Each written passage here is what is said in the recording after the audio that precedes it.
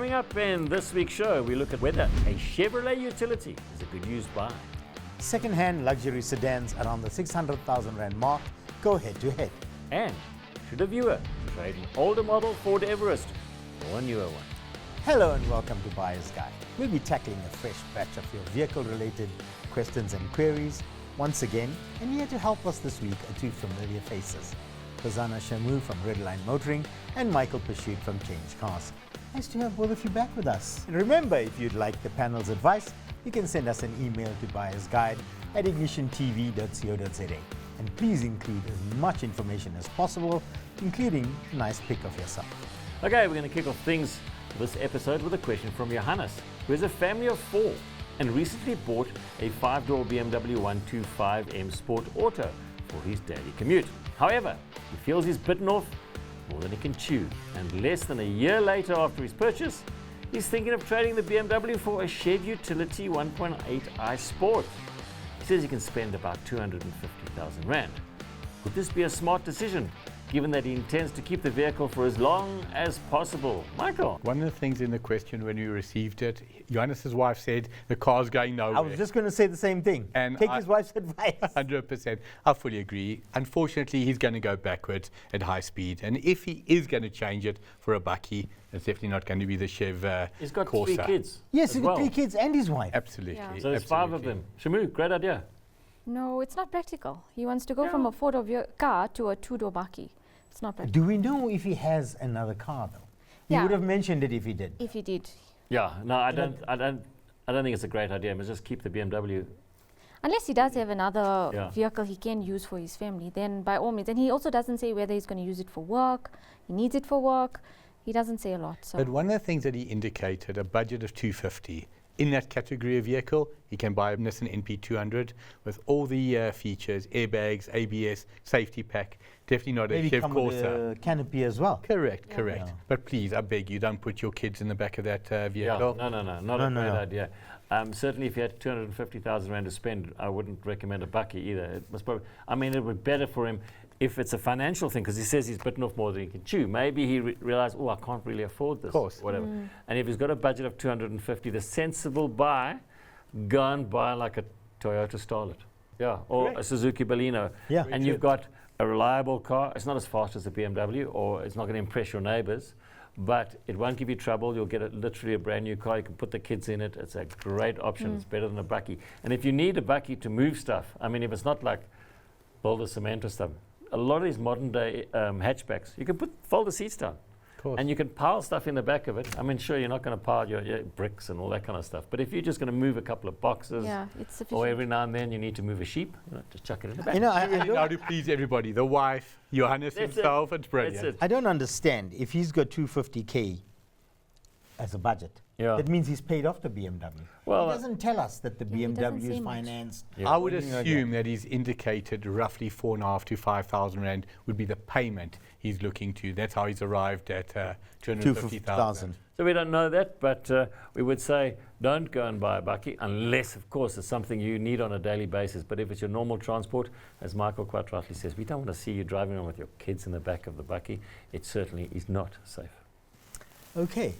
Elijah drives a 2019 Volkswagen T-Cross Comfortline with 100,000 kilometers on the clock. He is worried about the DSG gearbox, as Adam and I are, since there's a reputation that they tend to fail and cost a lot to fix. Absolutely correct. With a budget of 400,000 Rand, he is looking at getting into a bigger SUV with good fuel consumption. His options include, but are not limited to, the Toyota Corolla Cross and Kia Seltos. He adds that he still has an outstanding balance of 285,000 Rand with the balloon payment. What would he get for his T-Cross, and would such a deal make financial sense?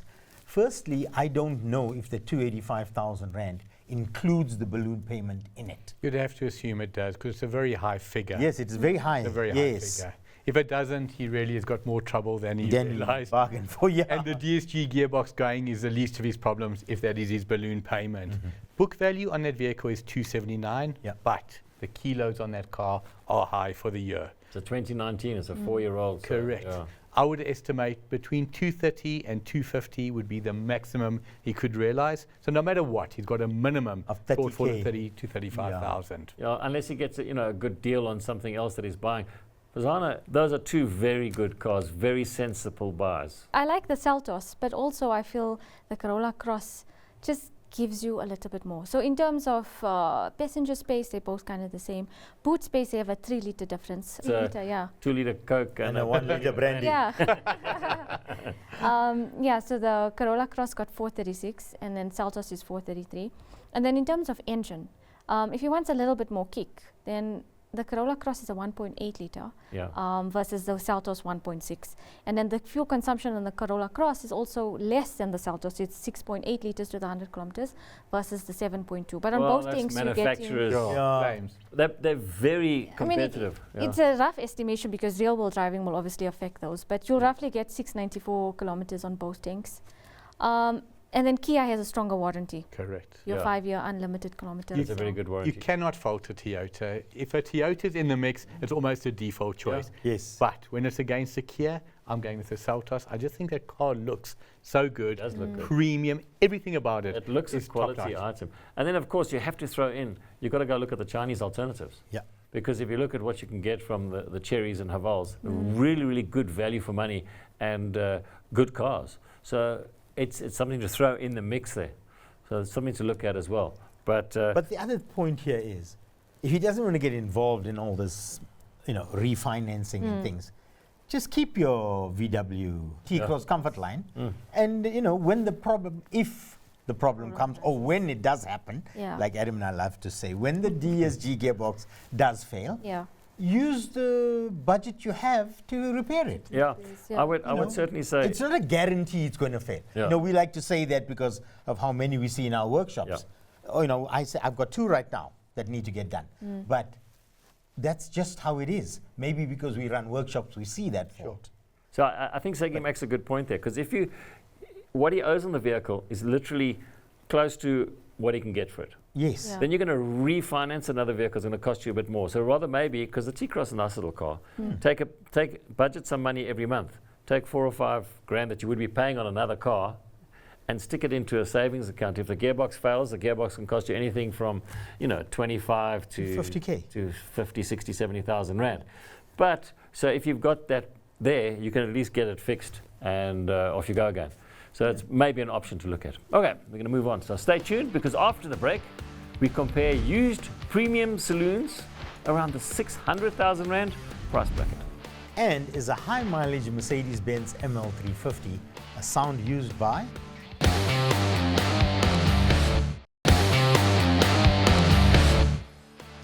You watching Buyer's Guide, and if you just joined us, welcome to this week's show. Goodwill hails from Mpumalanga, and he has a budget of 600,000 rand. He's looking for a used luxury sedan, and he's looking at the following options: a VW Arteon, Mercedes-Benz CEO E-Class, a Volvo S90, or BMW 5 Series. Guys, which one would you recommend? Fazana, you first. So he's 25 years old. These are nice options. These are very luxurious options. But I think for me, I cancelled out the Arteon and the E-Class because they're just really big. And the E-Class for me just feels like it has more Say it appeal as an to old man. Say, I know she's getting there. I was going to say waiting elderly for her to say gentleman, that. but yes. Looking at me The saying, politically "I wanna say correct thing old is man's car." older man's car. Yeah, senior generation car. Yes. Yeah. And the Arteon also is lovely to drive. It's stunning, but it's also a little big for a 25-year-old. Maybe he's into the bigger cars, but for me, I picked out for him the 5 Series and the C-Class, but I'm leaning more towards the C-Class because it's smaller in size, easier to maneuver, park. But these are all really good options. Oh, and also Volvo.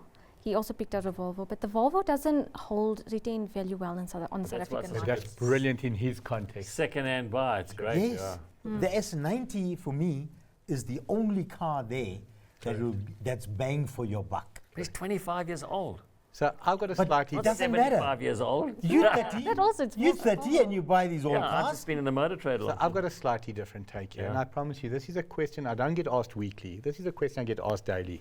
Let's identify the budget, 600,000 rand. It's an excellent budget. So- 25 years old. Go for an Audi A3 Sportback.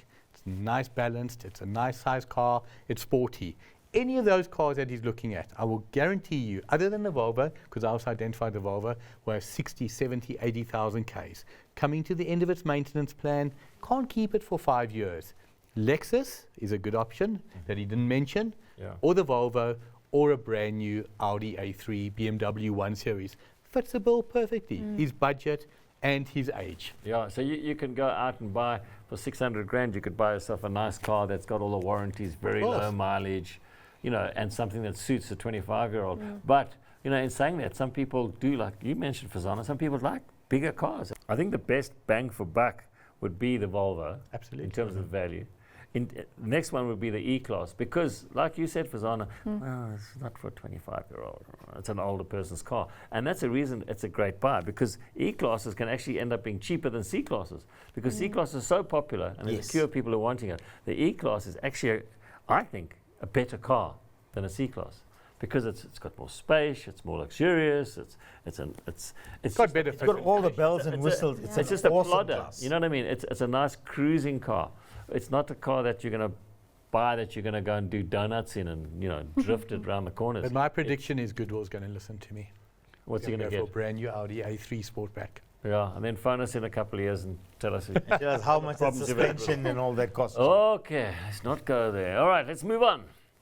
Emil lives in the Free State, and he's been driving a Mercedes-Benz C220 CDI 2007 model for the past 7 years. He's had no issues whatsoever. However, due to the road conditions and the need for more space, he wishes to change into an SUV for the daily commute and long distance traveling. Now, he's got a budget of 6,500 Rand a month, including insurance, and he's thinking of changing into an ML350 CDI. He has an eye on a 2011 model with 180,000 kilometers on the clock. Michael, would this be a good buy? Definitively no, and if Emil doesn't take my advice, please take the panel's advice. 12 years old. Yes. Number one, he can't finance it. He's talking about a budget of 6,500 Rand. On what basis is he going to finance that? No bank will finance that. He wants to keep it for 10 years. He won't be able to keep it for 2 years, let alone 10 years. So short answer, no. So he's got a car that he's had for many years without a problem. He wants to move up to an SUV. So if you're looking at, let's say his insurance is going to cost him 1,000 Rand, 5,500 Rand gives you about 220,000 finance that you can buy an SUV on. There's not a lot of big SUVs that you can spend that kind of money on. Of course, but if you are going to buy an SUV, then look at something like a Nissan X-Trail, a RAV4, an older Fortuner, definitely nothing German, not an X3, not an X5, not an ML. Yeah. That's just my opinion. They're just very expensive to maintain. Fazana, have you got something to throw in here? They are mechanically reliable. We have one in our family and it's close to 250,000, if not past already. And we've had no major issues with it. But you'd forget you drive on normal macadamized roads. He's talking about really rough roads here. Yeah. And like Michael pointed out, no German vehicle can handle those roads on a daily basis. That's why he went with the Fortuner and things like that. I can say from that ML350 from experience, they are not cheap to maintain. The engine's a great engine and they're strong, but if you do get one that's problematic, if you have problems with injectors, let me give you an example. Pump. You've got 6 injectors. Each injector is in the region of about, reconditioned even, 5 to 10,000 Rand. So work the maths out there. It's expensive. If things do go wrong with the turbochargers are expensive. The high pressure diesel pump. Well, there's lots of components. You've got there. suspension components that are expensive. Remember, this is a car that new is, you know, $1 million plus. Over $1 million bucks. So you're paying for that, even on an old car. So I wouldn't recommend you do that. I must probably say to you, rather keep that Mercedes that you've got now. It ain't broken. Don't fix it. It ain't broken. If you can budget 6,500 Rand a month, maybe it's worthwhile to put a couple of Rand away a month and use it for maintenance and things like that. Because the budget, unfortunately, is not going to get you anything decent. You know, I would put him in a double cab, guys. Yeah, but even doesn't matter. How difficult is it to find a decent double cab in his budget? 250,000. You're going to find a high miler. Yeah. But you know, double cab designed for that kind of work. You'll be able to find one. Maybe Possibly. a Mitsubishi Triton. Mazda BT50. A BT50 Mazda, You'll But find I'm going with Adam on this one. Keep what you've got. Yeah. Even if you damage the car a little bit more than you would like because it's not an SUV, drive it into the ground. It's always going to be worth 40 or 50,000 rand. But at least you know it's not going to give you problems. Yeah. I always fear a high mileage German car will give you problems. Yeah, eventually something's going to break, and when it does, you're going to cry. So rather keep what you've got that's proven to be good and maintain that vehicle, or see what you can find in your 250,000 rand budget. It'd be very difficult to find a decent SUV that is designed for, you know, poor road conditions. You're not going to find anything. And to go from a Mercedes to something that you can find in like an old Fortuner or something, that's going to be 350,000 Ks on it. You're actually just going to end up buying trouble. Okay, we'll be taking a short break, but when we return, we advise a viewer who wants to exchange his older model Ford Everest on a newer version. And we take a closer look at tyres and what you can do if yours don't go the distance.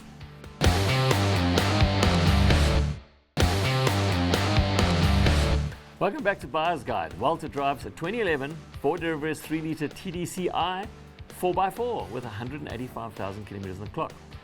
The car performs well on the road and on 4x4 trips, and even the fuel consumption is very good at 8.3 litres per 100 kilometers on the open road. Walter, however, is thinking of getting a newish 2.2 or new 2-litre single turbo derivative. He wants to know if the smaller motors are going to be as reliable as his 3-litre. What do you think, Michael? No, keep the vehicle. Number one, his fuel consumption, 8.3 litres per 100 from a 3-litre 12-year-old car. 12-year-old, but very low mileage for the year. My opinion, again, going backwards. You're going to go from a 3-litre to a 2-litre single turbo. The 2-litre twin turbo is pretty pup. The 2-litre single turbo is properly pup. The 2.2 is a nothing car. Keep it. Fazana, what do you think about the newer Everest? The new ones. Well, not the latest one. He's obviously The one thinking of before moving up previous generation. Michael threw me off there with the 2.2 because I was going to say the 2.2 diesel, Yeah. the manual, because the automatic gearboxes, we've obviously heard of some issues. So, I don't know. What's your guys' take? Look, I don't. What I quite like about the Everest after this is the first generation Correct. Everest, which is basically the Mazda BT50. The one that won the beauty competition. Yes, Yes. it came last. Yeah. It fell out the ugly tree and hit every branch on the way down.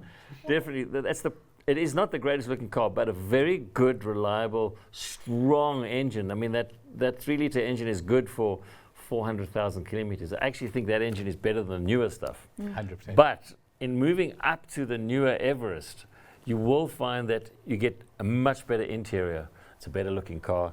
It's a lot more tech involved than the first generation one. I think it's a great car. It's a good improvement. The best advice I would give is go and drive one and see how you feel in terms of the performance. So if you're looking for like the latest 2-litre single turbo, or like Michael says, the twin turbo version, they're a lot smoother and that, but you're not going to get any better fuel consumption than you're getting now. You're getting good fuel consumption now. What you're going to get is an improvement in your interior comfort. You're going to get an improvement in the technology that's in the car. You're getting an improvement in the safety of it. So if that's what interests you, great move. If you just want to get another car because, well, you feel like another car, then it's not going to be a fantastic move up, and you're going to get, I don't know, 100 grand for your car, and then to buy another one, you're going to have to spend 400 more. another 400,000. So No, I agree with Michael on this one. The 3-litre, he should keep his car. And it's a 12-year-old vehicle with that low mileage, like 10,000 Ks a year. 15,000 Ks a year. 15,000 Ks a year. This is the car you should just keep. Never mind, I know it hit every branch in the ugly tree coming down. But hey, But sometimes and ugly cars don't get stolen. Correct. But just for our viewers, one of the questions he asked about the newer stuff, I'm not aware of any mechanical issues that have reared their ugly head on the 2 litres. Are you? no, not really. I mean, they're relatively reliable. Like any car and every car in the market, at some stage there are some that are problematic. So you will find that there will be somebody out there watching who is at every single make of car will say, this is rubbish. Then somebody else will say, this is rubbish, because they've had problems with it. So it is potluck on anything. So if you've got a car that's like really been good and reliable, Hold on to it. hold on to it. If you want that newer car, newer technology, the Everest will be a great option to go But for. Fazana's comment on the automatic gearboxes on some of them, spot on. They Well, did have a bit of a problem Yeah. on the Fords, especially on the Rangers. Yeah. And well, it's the same drivetrain. So good advice on going for the manual. Okay. Our last question is an interesting one, and it comes from Sunette, whose husband bought a set of Cooper tires to be fitted to a vintage car which is used sparingly. Within a year of purchase, one of the tires started to crack. Goodyear SA, who distributes Cooper tires locally, was contacted by the vendor, who then told the customer that the damage occurred as a result of underinflation and the manufacturer is therefore not at fault. The question is threefold. Is it possible for such a verdict to be reached without physical inspection of the tire? If the tires were underinflated, why would only one be then damaged? And do tires not carry any form of warranty against manufacturing defects, at least for a year? In addition, we have also gotten in touch with Goodyear, but we are still awaiting a response. Michael, what's your take on this? So one of the things Sunette wanted to know was why Goodyear were involved. As of 2021, Cooper in America was taken over by the Goodyear Tire Company. My personal opinion, under no circumstances could that tire crack because of underinflation. Cracking on a tire is due to age. A tire becomes brittle.